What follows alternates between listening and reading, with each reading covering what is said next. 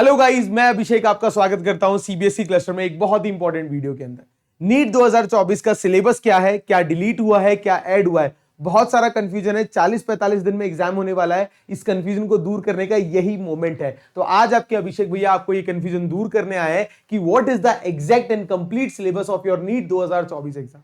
किसी भी वॉर के अंदर या किसी भी जंग के अंदर जब हम लड़ने जाते हैं तो हमें अपोजिशन की शक्तियां और पावर के बारे में अनुमान होना चाहिए। उसी तरीके से जब अपन कॉम्पिटिटिव एग्जाम की तैयारी करते हैं तो मुझे सिलेबस का आइडिया होना बहुत जरूरी है। Without having an overall idea about the syllabus we can not compete a competitive exam. तो उसी तरीके से अगर अपन नीट के एग्जाम को फाइट करना चाहते हैं तो हमें पता होना चाहिए कि सिलेबस क्या है, क्या पार्ट है जो डिलीट हुआ है, क्या पार्ट है जो ऐड हुआ है। तो आज मैं आपको एक ऑफिशियल पीडीएफ शेयर करने वाला हूं, तो घबराने वाली कोई बात नहीं। एक छोटा सा वीडियो रहने वाला है। अगर आप चैनल पे नए हैं, नीट की तैयारी कर रहे हैं, तो प्लीज इस चैनल को सब्सक्राइब कर लीजिएगा, क्योंकि ढेर सारा कंटेंट इस चैनल पे आपके अभिषेक भैया आप लोगों के लिए लेके आने वाले हैं। तो आइए सबसे पहले अपन डिटेल सिलेबस के बारे में जान लेते हैं। मैंने आप लोगों के लिए जो एनएमसी जो है नेशनल मेडिकल कमीशन के द्वारा under graduate medical education board ने जो 6 अक्टूबर 2023 को ऑफिशियल एक नोटिस जारी किया था, जिसके अंदर उन्होंने डिटेल सिलेबस आप लोगों को बताया। ये मैं अपना पीडीएफ अपने टेलीग्राम चैनल पे शेयर कर दूंगा, डोंट वरी। तो सिलेबस क्या रहने वाला है नीट 2024 यूजी अंडर ग्रेजुएट का। तो फिजिक्स का आप सबको देख पा रहे होंगे कि फिजिक्स के अंदर आपका क्या क्या है। सबसे पहले यूनिट 1 है आपकी फिजिक्स एंड मेजरमेंट, उसका सब टॉपिक्स दे रखे हैं। यूनिट 2 है काइनेमेटिक्स, यूनिट 3 है लॉज एंड मोशन, यूनिट 4 है वर्क एनर्जी पावर। देखो सबसे इंपॉर्टेंट बात यह आपको पूरा नहीं पढ़ना है। इसके अंदर पूरा जो बाइफर्केशन दे रखा है, जैसे लॉज ऑफ मोशन की मैं अगर बात करूं तो फोर्स एंड इनर्शिया पढ़ना है, Newton's first law of motion momentum, second law of motion impulse, third law of motion law of conservation of linear momentum and its application और इक्विलिब्रियम ऑफ कॉन्करेंट फोर्सेस। उसी तरीके से static and kinetic friction के बारे में आपको पता होना चाहिए, रोलिंग फ्रिक्शन के बारे में आपको पता होना चाहिए, लॉ ऑफ फ्रिक्शन के बारे में पता होना चाहिए। ऐसे ही रोटेशन की बात करेंगे। ऐसे ही आप लोग देख सकते हैं कि डिटेल सिलेबस जो है ग्रेविटेशन का, property of solid and liquid, सारा सिलेबस इस पे आपका गिवन है। तो फिजिक्स का सारा सिलेबस गिवन है। ये पीडीएफ आप लोग चेकआउट कर लीजिएगा। और जब भी आप इस एग्जाम की तैयारी कर रहे हैं नीट की, तो आप don't go with the main topic, go with the sub topics. आपको ये पता होना चाहिए, ठीक है मैं थर्मोडायनेमिक्स की तैयारी कर रहा हूं तो जीरोथ लॉ मुझे पढ़ना है। उसके बाद मुझे जीरोथ लॉ में भी आपको दे रखा है concept of temperature, heat, work and internal energy पढ़ना है। फिर मुझे फर्स्ट लॉ ऑफ थर्मोडायनेमिक्स पढ़ना है, उसके अंदर आइसोथर्मल एंड एडियाबैटिक प्रोसेस के बारे में मुझे पढ़ना है। सेकंड लॉ ऑफ थर्मोडायनेमिक्स पढ़ना है, रिवर्सिबल एंड इनरिवर्सिबल प्रोसेस के बारे में पढ़ना है। थर्ड लॉ ऑफ थर्मोडायनेमिक्स नहीं लिखा है, इसका मतलब वो ऑमिट हो गया है। तो डोंट वरी, घबराइए मत, मैं जल्दबाजी नहीं करने वाला हूं। इस वीडियो की लेंथ में कम बनाया हूं इसलिए क्योंकि आपका टाइम बहुत क्रूशियल है। तो मैं अभी आपको वो शेयर करने वाला हूं कौन कौन से टॉपिक डिलीट हुए हैं। अगर वो आप पढ़ रहे हैं तो अभी उसको पढ़ने की जरूरत नहीं है, क्योंकि वो आपके इस वाले सिलेबस में मेंशन नहीं है। तो कोई भी अगर आपको टीचर ये बोलता है कि ये आ रहा है या नहीं आ रहा, तो आपको क्या करना है, मेरी बात भी मानने से पहले आपको ये ऑफिशियल पीडीएफ में जो सब टॉपिक्स गिवन है उसके अकॉर्डिंग पढ़ाई करनी है। तो इसका पीडीएफ मैं अपने टेलीग्राम चैनल अभिषेक सीबीएसई क्लस्टर बाय अभिषेक सर पे शेयर कर दूंगा। आप इसको रीड आउट कर लीजिएगा और इसके अकॉर्डिंग ही आपके physics, chemistry and biology prepare कीजिएगा। किसी भी इंडिविजुअल, किसी भी टीचर से यार बोलने में गलती हो जाए तो अपन को रिस्क नहीं लेने का है। हमें क्या करना है, ये पीडीएफ के अकॉर्डिंग पढ़ाई करनी है। फिर भी मैंने ये पूरा डिटेल सिलेबस आपके लिए रीड आउट और पढ़ लिया है। और आपको मैं बता देता हूं कि अगर अपन बात करें आपके फिजिक्स के एग्जाम की, तो फिजिक्स के अंदर कौन कौन से टॉपिक्स जो है आपके डिलीटेड है, तो ये पूरी लिस्ट है। ये 11 टॉपिक्स है जो डिलीटेड है। एक रोलिंग मोशन जो है वो आपका डिलीटेड, रेनॉल्ड्स नंबर जो है ये डिलीटेड है, हीट इंजन एंड रेफ्रिजरेटर ये डिलीटेड है, फोर्स एंड डैम्प्ड ऑसिलेशंस ये deleted, Doppler's effect it is way, ये डॉपलर्स इफेक्ट बहुत बार पूछा जाता है बट ये डिलीटेड है आपका। वेंडीक्राफ्ट जनरेटर डिलीटेड है, colour coding of resistors deleted है, potentiometer again a very confusing topic ये डिलीटेड है, cyclotron, alpha beta and gamma decay और ट्रांजिस्टर्स, तो ये डिलीटेड है। मतलब क्यों डिलीटेड है, क्यों कह रहे हैं सर, या कोई भी क्यों कह रहा है ये डिलीटेड है, क्योंकि जो ऑफिशियल पीडीएफ है इन टॉपिक्स का कोई भी जिक्र नहीं है। इस पीडीएफ के जो मैंने सब टॉपिक्स पढ़े हैं इनमें इन टॉपिक्स का कोई जिक्र नहीं है, और जिसका भी जिक्र नहीं है वो हम ये मान के चल रहे हैं कि वो एग्जाम में सिलेबस के अंदर नहीं है, क्योंकि ये ऑफिशियल वेबसाइट पे आया हुआ चीज है। तो इसी को ही आप मानने रखना, इसी के अकॉर्डिंग आपको प्रिपरेशन करनी है। अब मूव करते हैं अपन नेक्स्ट, और अपना मेन जो है जिसको मैं आपके अभिषेक भैया पढ़ाने जा रहे हैं वो है अपना नेक्स्ट केमिस्ट्री का सिलेबस। तो केमिस्ट्री के बारे में आप सबको पता है अपने 3 सब डिवीजन है, फिजिकल, इनऑर्गेनिक एंड ऑर्गेनिक। एक चीज और मैं आगे मूव करने से पहले बता देता हूं कि इस बार अगर अपन फिजिक्स की बात करें तो एक यूनिट 20 एक एक्स्ट्रा यूनिट आपकी ऐड हुई है जो है एक्सपेरिमेंटल स्किल्स। तो ये एक्सपेरिमेंट की लिस्ट है, आप इन सब के बारे में जरूर पढ़ के जाना बच्चों, ये एक्स्ट्रा ऐड हुआ है, इससे जरूर क्वेश्चन आएगा। तो यूनिट 20 जो एक्सपेरिमेंटल स्किल है इसको जरूर करके जाइएगा।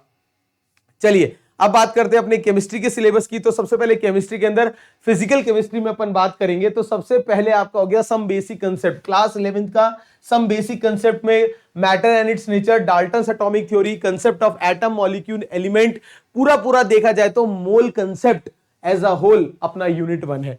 नेक्स्ट है आपकी एटॉमिक स्ट्रक्चर फिजिकल केमिस्ट्री के अंदर, फिर है आपका केमिकल बॉन्ड एंड मॉलिक्यूलर, बहुत इंपॉर्टेंट टॉपिक हो गया केमिकल बॉन्ड। फिर उसके बाद आ गया केमिकल थर्मोडायनेमिक्स। तो आपको लग रहा होगा कुछ ना कुछ डिलीट हुआ है, टेंशन नहीं करना, मैं लिख के दे दूंगा क्या क्या डिलीट हुआ है। इसके बाद अपना फिजिकल केमिस्ट्री का नेक्स्ट टॉपिक है आपका सोल्यूशन। देखो सोल्यूशन हो गया, फिर हो गया आपका इक्विलिब्रियम, इक्विलिब्रियम की बात आती है रेडॉक्स रिएक्शन एंड इलेक्ट्रोकेमिस्ट्री की। फिर आता है लास्ट आपका केमिकल काइनेटिक्स जो कि फिजिकल केमिस्ट्री का। तो ये 8 यूनिट है अपने फिजिकल केमिस्ट्री के अंदर जो कि आ रहे हैं। इसके बाद अगर अपन इनऑर्गेनिक की बात करें तो इनऑर्गेनिक में पहला और सबसे इंपॉर्टेंट क्लास 11th का आपका classification of element and periodicity, मतलब पीरियोडिक टेबल जो है वो कंप्लीट अच्छे से करके जाना है। क्योंकि गाइस इसमें एक बहुत इंपॉर्टेंट बात मैं आपको बताने वाला हूं, जैसे कि S block element is omit हो चुका है, एस ब्लॉक एलिमेंट अपने सिलेबस में नहीं है, बट आप लोग देखेंगे कि जो क्वेश्चंस है वो पीरियोडिक टेबल से रिलेटेड तो आ सकते हैं। तो पीरियोडिक टेबल अच्छे से पढ़ के जाना है, उसमें ऑलरेडी आप देखोगे एसपीडीएफ के बारे में हर चीज छोटा छोटा जिक्र है। Alkaline metal, alkaline earth metal के ऑर्डर्स, इनकी इंथैल्पीज के ऑर्डर, आयनाइजेशन इंथैल्पी के order, energy electron gain enthalpy का ऑर्डर, वो सब अपन पीरियोडिक टेबल के अंदर पढ़ लेंगे। इसके बाद P block, again a very super duper important topic, group 13 से ग्रुप 18 के एलिमेंट्स अपन को पढ़ने, उसके अंदर भी आपको कंप्लीट पी ब्लॉक जो है मैं ये कहूंगा एनसीईआरटी पकड़ लो, इनऑर्गेनिक तो छूटने वाली नहीं है, ठीक है। Next D and F block element है। इसके बाद बात करते हैं यूनिट 12 कोऑर्डिनेशन कंपाउंड्स। तो इनऑर्गेनिक के अंदर अपन देखें तो एक तो कोऑर्डिनेशन हो गया, दूसरा डी एंड एफ हो गया, तीसरा पी ब्लॉक हो गया और चौथा पीरियोडिक टेबल हो गया। तो 4 अपने इनऑर्गेनिक के चैप्टर्स आ गए। इसके बाद सबसे आप लोगों को जो खतरनाक लगता है, जो हम चुटकियों में सॉल्व करेंगे, वो है ऑर्गेनिक केमिस्ट्री। ऑर्गेनिक केमिस्ट्री के अंदर सबसे पहले आप ये करिए, हमें करना क्या है, जीओसी पढ़ना है, जीओसी 1 एंड जीओसी 2 वो अच्छे से करना है। उसके बाद आपको हाइड्रोजन पढ़ना है। फिर अपना आ गया हाइड्रोकार्बन, हाइड्रोकार्बन के अंदर आपका आइसोमेरिज्म हो गया, नॉमेनक्लेचर हो गया, एल्केन, एल्कीन एंड एल्काइन हो गया। उसके अंदर कॉन्फॉर्मेशंस हो गए, सॉहॉर्स एंड न्यूमैन प्रोजेक्शन, हर चीज आपके अभिषेक भैया आपको सीबीएसई क्लस्टर पे कराएंगे, तो चिंता करने की कोई भी बात नहीं है, ठीक है। इसके बाद ऑर्गेनिक कंपाउंड कंटेनिंग हेलोजन, ये अपन को पढ़ना है, जो कि अपनी क्लास किसके अंदर है आप सबको पता है, क्लास 12th में हमने पढ़ा था, alkyl halides, haloalkanes and haloarenes के अंदर, वेरी गुड। इसके अंदर भी आपको प्रिपरेशन मेथड, प्रॉपर्टीज इन रिएक्शन के बारे में पढ़ना है और मैकेनिज्म पढ़ना है सब्स्टिट्यूशन रिएक्शन के अंदर। तो मैं आपको फिर बता रहा हूं कि अपन इस सब टॉपिक्स के अकॉर्डिंग पढ़ाई करेंगे, क्योंकि अभी अपने पास वक्त भी बहुत कम है और डिस्ट्रैक्ट भी नहीं होना है। तो एग्जैक्टली जो ऑफिशियल सिलेबस है उसके अकॉर्डिंग पढ़ना है। कोई भी भैया दीदी, कोई भी मास्टर, कोई भी कुछ कहे, मैं भी कुछ भी कहूं, वो नहीं मानना है अनटिल अनलेस आप इससे आप उसको प्रूफ ना ले ले कि हाँ भाई सर पढ़ा रहे हैं तो वो इसमें मेंशन है या नहीं है। आगे बात करते हैं ऑर्गेनिक कंपाउंड कंटेनिंग ऑक्सीजन, ये भी आपको पढ़ना है, जिसके अंदर अल्कोहल, फिनॉल्स एंड ईथर आ जाएगा आपका, उसके और एल्डिहाइड एंड कीटोन्स आ जाएगा और कार्बोक्सिलिक एसिड। और नेक्स्ट आ गया आपका कंटेनिंग नाइट्रोजन, जिसके अंदर अमाइंस पढ़ेंगे। तो क्लास 12th की कंप्लीट ऑर्गेनिक केमिस्ट्री में haloalkanes and haloarenes आ गया, दूसरा आपका आ गया अल्कोहल, फिनॉल्स एंड ईथर, तीसरा एल्डिहाइड, कीटोन, कार्बोक्सिलिक एसिड और चौथा अमाइंस। ये 4 तो अपन को अच्छे से करके जाने हैं। फिर नेक्स्ट हो गया अपना बायोमोलिक्यूल्स, ये भी अपन को करके जाना है। तो ये सारे अपने हो गए केमिस्ट्री का पूरा टॉपिक हो गया। इसके बाद नेक्स्ट आपका हो गया प्रैक्टिकल केमिस्ट्री में आपको क्या क्या करके जाना है, डिटेक्शन ऑफ एक्स्ट्रा एलिमेंट, उसके बाद chemistry involve in the preparation of following, जैसे इनऑर्गेनिक के अंदर अपन को मोर सॉल्ट और पोटैश एलम के बारे में, इनकी प्रिपरेशन के बारे में पढ़ के जाना है। ऑर्गेनिक कंपाउंड्स की अगर मैं बात करूं तो आपको ये जो 1 2 3 4 चीजें दे रखी है, इसके बारे में अच्छे से पढ़ के जाना है। और नेक्स्ट आपका सॉल्ट एनालिसिस के अंदर आपको कैटायंस की जो सॉल्ट की लिस्ट दे रखी है, एनायन की लिस्ट दे रखी है, उसके अकॉर्डिंग इनके क्वालिटेटिव एंड क्वांटिटेटिव एनालिसिस हमको करके जाना है। तो कुल मिला के केमिस्ट्री के अंदर यही सिलेबस है जो कि अपने ऑफिशियल साइट पे। अब इसमें भैया डिलीटेड क्या क्या है, तो अगर अपन बात करें केमिस्ट्री के डिलीटेड टॉपिक्स की तो इसको नोट कर लीजिए। 11th में से क्या क्या डिलीट हुआ है, फिजिकल केमिस्ट्री में क्लास 11th में स्टेट्स ऑफ मैटर डिलीट हुआ है, दैट्स इट। नेक्स्ट अगर अपन इनऑर्गेनिक केमिस्ट्री की बात करें तो क्लास 11th में हाइड्रोजन डिलीट हुआ है, और एस ब्लॉक एलिमेंट डिलीट हुआ है। और ऑर्गेनिक केमिस्ट्री की बात करें तो एनवायरमेंटल केमिस्ट्री डिलीट हुआ है। तो देखा जाए तो बच्चों का बर्डन कम कर दिया है, ऐसे टॉपिक्स डिलीट किए हैं जिससे हर साल नीट में क्वेश्चन भी कम आते थे। तो चिंता मत करिए, जो जो डिलीट हुआ है आपके अच्छे के लिए डिलीट हुआ है। नेक्स्ट, क्लास 12th में क्या क्या डिलीट हुआ है? अगेन सॉलिड स्टेट, बच्चों को परेशान करने वाला टॉपिक डिलीट कर दिया है, लीजिए आपके लिए आसान कर दिया है। सरफेस केमिस्ट्री, अगेन बहुत सारा रटने की चीज होती है, वो डिलीट कर दिया है। मेटलर्जी के बारे में कोई भी मेंशन नहीं है, वो डिलीट कर दिया है। और पॉलीमर और केमिस्ट्री इन एवरीडे लाइफ।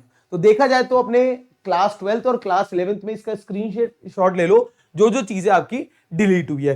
तो अब अपन को इसके अकॉर्डिंग पढ़ना है। दूसरा एक इंपॉर्टेंट सवाल जो बच्चों के दिमाग में ये आता है कि भैया बहुत चीजें डिलीट हुई है तो क्या पेपर टफ आएगा? तो मैं आपको बता देता हूं, ऐसा नहीं होता है। कॉम्पिटिशन्स में हर बार कुछ ना कुछ मॉडिफिकेशन होते हैं, कुछ चीजें ऐड होती है, कुछ चीजें डिलीट होती है। जो ये सिलेबस बनाने जा रहे हैं वो बहुत ज्यादा दिमागदार और बहुत समझदार लोग हैं। वो आपके भले के लिए ही, आपके फ्यूचर के लिए ही ये चीज डिसाइड करते हैं कि ये चीज बच्चे के लिए आगे जाके एमबीबीएस के अंदर यूजफुल है या नहीं, या ये एक्स्ट्रा बर्डन क्रिएट करे, तो लेट अस ओमिट दिस। तो इस तरीके से वो सोचते हैं। तो don't panic, don't worry, paper हर साल जैसा आता है वैसा ही आएगा, कंसेप्ट बेस आएगा, बट इतना ज्यादा चिल नहीं होना है, प्रिपरेशन अच्छे से करनी है। तो सिलेबस को लेके फिजिक्स और केमिस्ट्री में मैंने आपकी पूरी हेल्प कर दी है।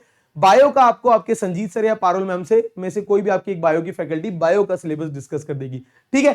अब एक चीज और मैं आपको बताता हूं कि आप लोगों को लेके आपको अगर कोई भी डाउट होगा कि कब से क्लासेस चालू होनी है, तो लेट मी टेल यू कि 25 मार्च होली के दिन मैं आपको एक बहुत ही अच्छा सरप्राइज देने वाला हूं, जहां मैं आगे पूरा शेड्यूल शेयर करने वाला हूं कि आगे अपन केमिस्ट्री किस तरीके से इस चैनल पे कंप्लीट करेंगे। तो केमिस्ट्री की जिम्मेदारी आपके अभिषेक भैया की है। तो अगर आपने चैनल को अभी तक सब्सक्राइब नहीं किया है और नीट अपना गोल है, एंड गोल है कि नीट के एग्जाम में अच्छा स्कोर करना है, तो आप सीबीएसई क्लस्टर को सब्सक्राइब करना कंसिडर कर सकते हैं। एक चीज और बताना चाहता हूं, वीडियो को अंत करने से पहले एक जो है कोट मैं आप लोगों के साथ शेयर करना चाहता हूं, बहुत ध्यान से इसको पढ़िएगा। ये लाइन ये है कि मेहनत इतनी खामोशी में करो कि सफलता शोर मचाए। इस तरीके से अपनी जिंदगी को जीना है कि कॉम्पिटिटिव एग्जाम की तैयारी करना है तो इस तरीके से करो, एक कोने के अंदर रूम में बंद हो जाओ कुछ दिनों के लिए और इतनी मेहनत करो कि आपकी आवाज तक आपके दोस्तों और रिश्तेदारों को सुनाई ना दे। बट जब आपका नीट का एग्जाम का रिजल्ट आएगा तो वो एग्जाम ही शोर मचाएगा, वो सफलता ही शोर मचाएगी। तो इस तरीके से तैयारी करनी है। और अगर वीडियो अच्छा लग गया हो, मेरी बात अच्छी लगी हो, तो लाइक कर देना। Thank you very much. ऐसे और इंटरेस्टिंग और इंपॉर्टेंट वीडियोस मैं चैनल पे लाता रहूंगा।